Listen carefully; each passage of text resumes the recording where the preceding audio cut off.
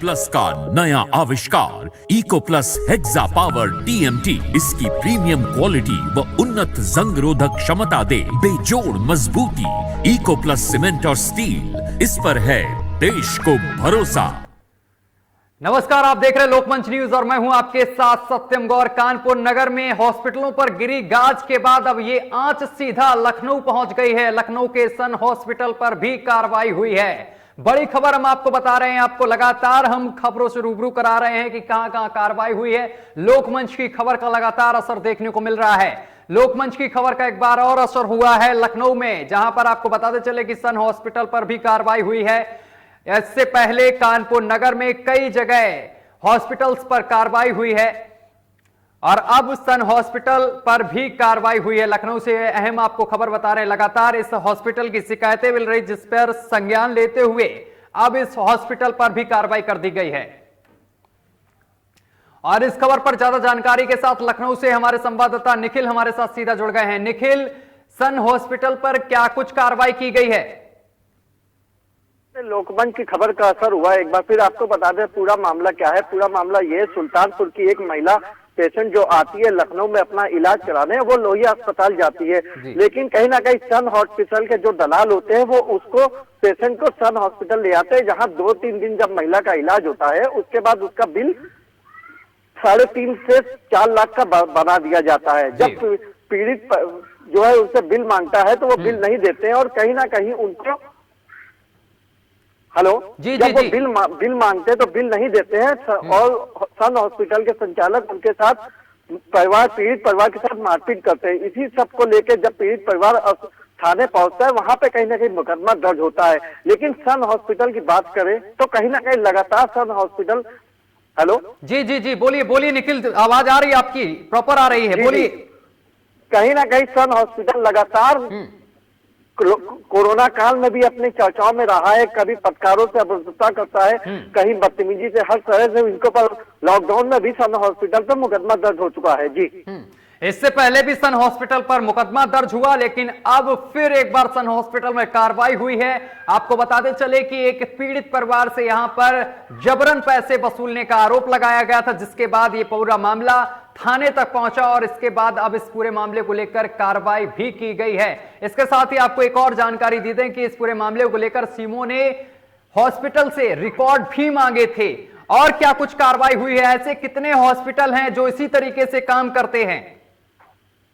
जी, आपको बता दें लखनऊ में प्राइवेट हॉस्पिटलों को लेकर लगातार कहीं ना कहीं एक अभियान चलाया गया था, लेकिन वो अभियान अब संडे बस्ते में चला गया है। लेकिन अब कहीं ना कहीं फिर से स्वास्थ्य विभाग जागा है और प्राइवेट हॉस्पिटल को लेकर अभियान चलाने की बात करी जा रही है, जहां पे मनमाने तरीके से पैसे वसूलने का काम होता है। अब सीएमओ ने इस पर जांच बैठाई और जांच के बाद ही देखा जाएगा कि किन किन हॉस्पिटलों पे लगातार पैसे की अवैध वसूली का कार्य किया जाता है। जी बिल्कुल निखिल, जब हम कभी लखनऊ जाते हैं, राजधानी पहुंचते हैं, तो वहां लिखा होता है कि मुस्कुराइए आप लखनऊ में हैं, लेकिन ये वही लखनऊ की खबर है जहां पर एक मरीज के साथ इस तरीके से व्यवहार किया गया, उसके साथ जबरन पैसे की वसूली की गई और जब उसने पैसे देने से आनाकानी की तो उसके साथ गलत व्यवहार तक यहां पर किया गया, जिस खबर को लोकमंच न्यूज ने प्रमुखता से दिखाया। अब इस खबर पर संज्ञान लिया गया, अधिकारियों ने संज्ञान लिया और कार्रवाई भी की है इस हॉस्पिटल पर।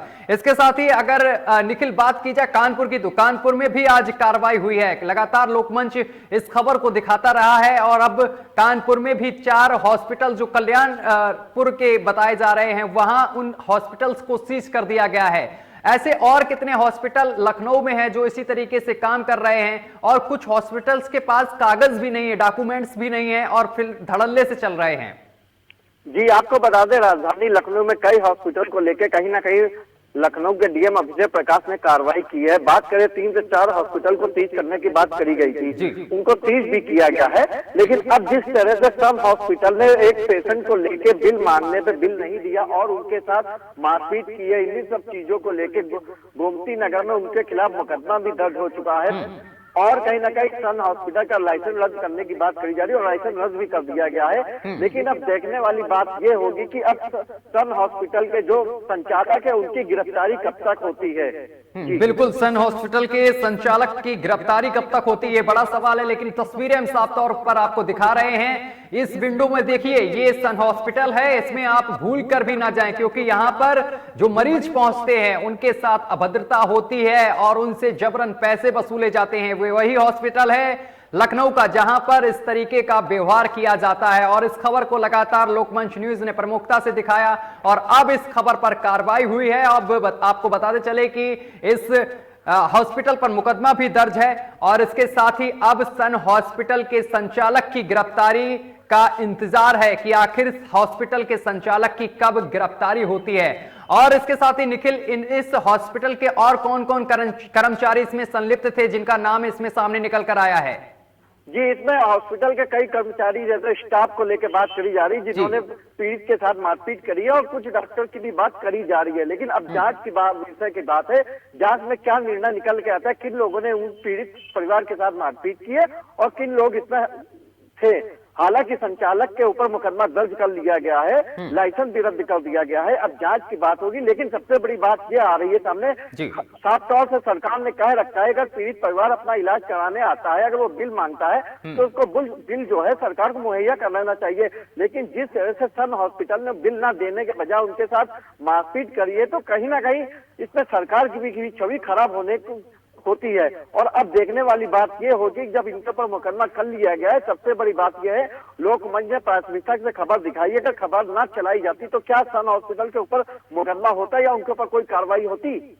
बिल्कुल निखिल, खबर अगर ना चलाई जाती और संज्ञान में अधिकारियों के ना लाया जाता तो आज कार्रवाई नहीं होती। लेकिन लोकमंच ने इस मुद्दे को प्रमुखता से उठाया और इस खबर को चलाया, जिसके बाद अधिकारी जागे और अधिकारियों ने इस खबर को संज्ञान में लेते हुए कार्रवाई की है। अब गिरफ्तारी की मांग है। और इसके साथ ही अगर निखिल बात की जाए पीड़ित परिवार की तरफ से क्या और मांग की जा रही है? पीड़ित परिवार से जब लोकमंच की टीम ने बात करी तो साफ तौर से उनका कहना था कि मैं सुल्तानपुर से आई थी और अपना इलाज कराने के लिए, लेकिन कुछ दलालों ने हस्तक्षेप करके उनको सन हॉस्पिटल ले गए जहां तो उनका इलाज करवाया। इलाज करवाने के 2 से 3 दिन बाद जब हमने उनसे बिल मांगा, उन्होंने 3.5 से 4 लाख का बिल बताया। जब हमने उनसे कहा कि मेरा बिल आपको दीजिए, तो वहां से बिल नहीं देते हैं, उल्टा उन्हीं के साथ मारपीट करते हैं। तो सबसे बड़ी बात यह कि अगर हमने अपना कहीं इलाज कराया है या कुछ भी हमने किया है तो हमारा आप हमको बिल दीजिए। बिल नहीं के उनके साथ मारपीट की।